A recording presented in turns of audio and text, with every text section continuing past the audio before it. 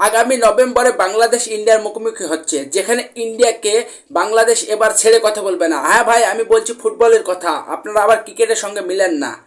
বন্ধুরা, এই Bangladesh India football খেলা বা বাংলাদেশ ইন্ডিয়া খেলা মানে একটা অন্যরকম একটা উত্তেজনা।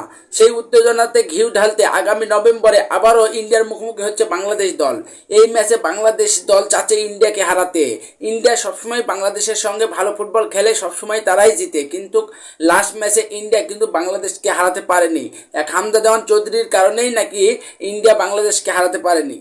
এছাড়াও বাংলাদেশ যখন লাস্ট ম্যাচে ইন্ডিয়া সফরে গিয়েছিল ইন্ডিয়ার সঙ্গে খেলতে, ম্যাচে কিন্তু সুনীল ছেত্রীকে খেলাছে কারণ হামজাকে আটকাতে। সুনীল ছেত্রী কিন্তু অবসরে ছিল, নিজের জুতা জোড়া তুলে রেখেছিল, তাকেও চাপে ফেলে বা যেভাবে হোক এই হামজার বিপক্ষে খেলেছে। তারপরও কিন্তু ওই ম্যাচটি ইন্ডিয়া জিততে পারেনি। তো আগের বাংলাদেশ আর এখনকার বাংলাদেশ এক না। দাদাদের সঙ্গে এখন চোখে চোখ রেখে কথা বলতে পারে আমাদের দল। তো আমাদের দলে হামজা দেওয়ান চৌধুরী আসার পর থেকে ফাহমিদুল ইসলাম, সুমিত সোম এবং জায়ান আহমেদও খেলবে। সব মিলে একাধিক প্রবাসী ফুটবলার এবং দেশি ফুটবলার সব মিলে বেশ হাড্ডাহাড্ডি একটা দল আমাদের তৈরি হয়ে গেছে।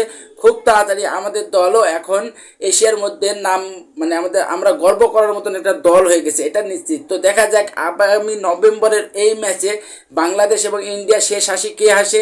আমি বাংলাদেশ ইন্ডিয়াকে নিয়ে একটা ভিডিও করেছি, ওই ভিডিওতে অনেক সাড়া পেয়েছি। কিছু কিছু ইন্ডিয়ার দাদারা বলেছে যে বাংলাদেশ ইন্ডিয়ার সঙ্গে এখনও পেরে উঠতে পারবে না, বাংলাদেশের নাকি সেই পর্যন্ত বলে দম এখনো হয়নি। দেখা যাক ওই ম্যাচেই বাংলাদেশ ইন্ডিয়াকে হারালেই তো দাদাদের মুখে ছাই পড়ে যাবে। তো আমি অপেক্ষা করছি আগামী নভেম্বরের ওই ম্যাচটিকে ঘিরে।